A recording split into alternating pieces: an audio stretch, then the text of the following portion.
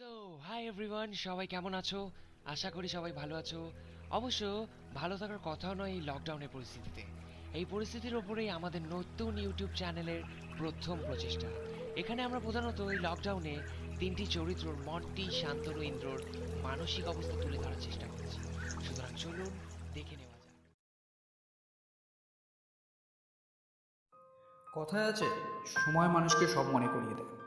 সেই জন্যই হয়তো এতদিন ধরে করে আসা ভুলগুলোর খেসারত দিতে হচ্ছে আমাদেরই। এটা আমরা স্বীকার করতে বাধ্য। এ বছরটায় কম বেশি সকলের জীবনই আমূল পরিবর্তন হয়েছে, এবং এই পরিবর্তনের ভার আগামী কয়েক বছর সকলকেই বইতে হবে। আর মানুষ যে কোনো সময়ের ভারটা খুব ভালোই বইতে পারে, সেটা তো আমরা আমাদের আশেপাশে দেখতেই পাই। এই ধরুন মন্টির কথাই বলি।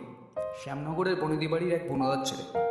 কলেজে নামমাত্র যাওয়া ছাড়া উচ্ছন্নে যাওয়ার যদি কোনো সংজ্ঞা থাকে, তাহলে এটা ওর জন্য সব দিক থেকেই খাটে। সকাল সকাল পাড়ার ছেলেদের সঙ্গ দিয়ে দোকানে চা সিগারেট, সাথে মেয়েদের টোন কাটা দিয়ে শুরু। কলেজেও মেবাজ মন্টি বলেই চিনত সবাই। সিনিয়র দাদাদের সাথে ইউনিয়ন অফিসের সামনে বসে জুনিয়র মেয়েদের সাথে ফ্লার্ট করা। সন্ধ্যাবেলা কলেজ শেষে পাশের গলিতে মদ বাজার থেকে যোগদান করা ছিল ওর রোজ রুটিন। সারাদিন একে তাকে কাঠি করে ড্রাগস নিয়ে পরিবারের তোয়াক্কা না করে মাঝরাতে বাড়ি ফেরা। তাও তো সপ্তাহে অর্ধেক দিন কোথায় থাকতো কেউ জানতো না। দুর্বল সবই তো বেশ ভালোই চলছিল, কেন যাবার এই লকডাউন? সেদিনই ভুলে উঠেছিল মন্টি। সেদিন বুঝেছিল বাইরের জগৎটাই সব ওর কাছে। কিন্তু দিনের পর দিন ঘরবন্দি থাকার পর যখন ধীরে ধীরে রোজকার নেশাগ্রস্ত জীবন থেকে একটা একটা করে নেশা ত্যাগ করতে বাধ্য হচ্ছিল, ঘরের বাইরে বেরোতে না পেরে অর্ধ উন্মাদ হয়ে যাওয়া সেই ছেলে বুঝতে পারছিল ফেলে আসার সময়গুলো আপেক্ষিক ছিল খুবই। যে সময়টা কোনোদিন তার নিজের ছিলই না, যে মানুষগুলোর সাথে মিশেছিল সেগুলো ওর তপ্ত মরিচিকা ছিল মাত্র।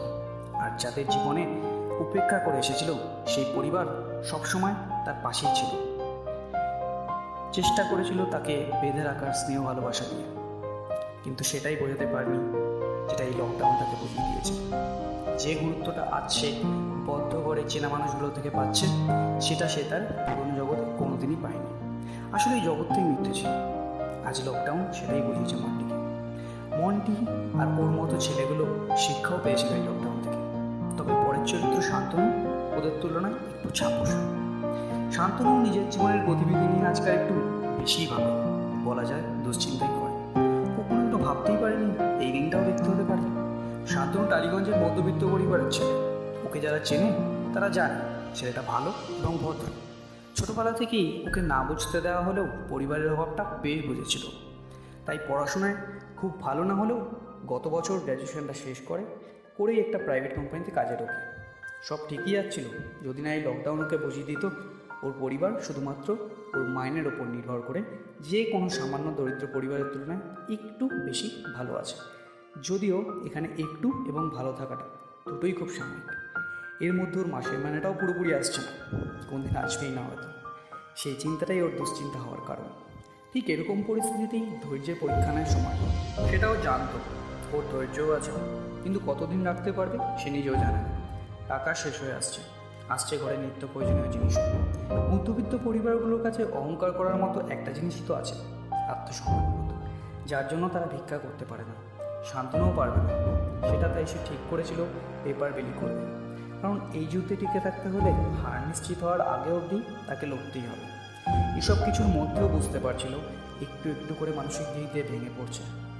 এক সময় ওর পাশে থাকা কলেজের প্রিয় মানুষটাও নেই আছে, ছেড়ে চলে গেছে বুঝলাম স্মৃতি রেখে। ভালোবাসার সময় দুটোই চেয়েছিল মাত্র, পায়নি। ধাক্কা খেয়েও এই 2 বছর মনের জোরে সব ভুলিয়ে রেখেছিল। আজ সেগুলোর অভাবটাই আরও বেশি করে বোধ করিয়ে দিয়েছিল লকডাউন। মানুষ ভালো হলেও তার অবস্থাও যে সবসময় ভালো থাকে না, শান্তনু বুঝেছিল সেটা। শেষ চরিত্র ইন্দ্র যদিও এদের সবার থেকে একটু বেশি আলাদা।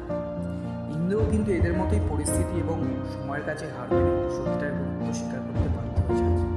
বাগবাজারের সম্ভ্রান্ত পরিবারের ছেলে হয়েও নিচে থেকে পূজা পাঠ এই জীবনটা শুরু হয়েছিল। ও বাড়ির কারো কথাই শোনেনি। ও জানতো ওর দ্বারা চাকরিটা ঠিক হবে না। লোকে বলতো বাগবাজার কালীবাড়িতে ওর জন্ম হলে হয়তো ভালো হতো, কারণ 27 বছর বয়সে পুরোটাই কেটে চলে যেত। ছোটোবেলায় অনেকবারই বাড়ি পাঠিয়েছিল। পাড়ার লোকজনরা কেউ কেউ প্রথম ভাবতো হয়তো চোর ডাকাতের দলে চলে গেছে, নয়তো সন্ন্যাসী হয়ে গেছে। গেছে। ও যা ছেলে, কাজের কাজ কিছুই হবে না। কিন্তু যখন খোঁজ পাওয়া যেত, লোকে শুনতো সেই কালীবাড়িতেই বসে আছে। পরে ও এরকমভাবে চলে গেলে আর কেউ খুঁজতে যেত না। ওর গন্তব্য বলতে ছিল ওই কালীবাড়ি, না হয় বাগবাজার ঘাট। এমনকি বাগবাজারের দুর্গাপুজোটাও ওই করছিল কয়েক বছর ধরে।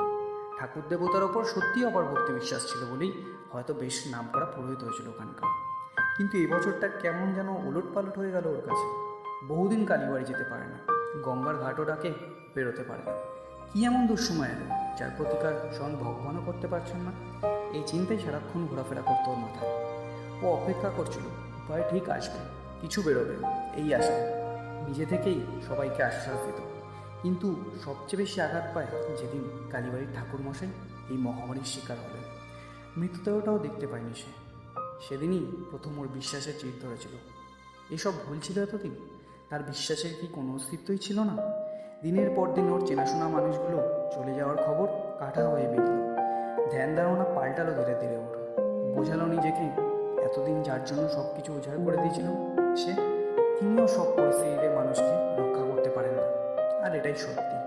ওকে সময়ের কাছে হার স্বীকার করতে বাধ্য করালো এই লকডাউন। ইন্দ্র বাস্তবতাটা টের পেয়েছিল, উপলব্ধি করেছিল সব ক্ষেত্রে অন্ধের মতো বিশ্বাস কোনো মানুষের প্রাণ বাঁচাতে পারে না। সত্যি বলতে কি, আমরা জানি এই বছরটা আমাদের জীবনে একটা নতুন সময় আলাপ করেছে, লকডাউন। তেমনই এই লকডাউনের পরিস্থিতি মানুষকে নতুন ভিন্ন ভিন্ন শিক্ষাও দিয়েছে।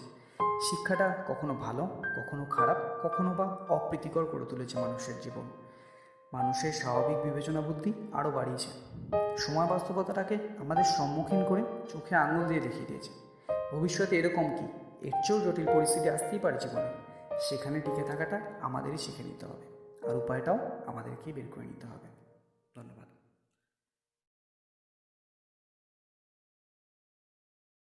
সো কেমন লাগলো ভিডিওটা জানিও, কমেন্ট করবে, লাইক করবে, আর সাবস্ক্রাইব করতে ভুলে যাবে না। সো আজকের মতো এইটুকুনি। পরের ভিডিওটা আনার খুব তাড়াতাড়ি চেষ্টা করছি। কমেন্টে যদি কারো কোনো সাজেশন থাকে যে কীভাবে আর কী কী ক্যারেক্টারের উপর ভিডিও চাই, তো সেটা জানাতে ভুলবেন না। থ্যাংক ইউ আজকের মতো, অ্যান্ড গুড বাই এভরিওয়ান।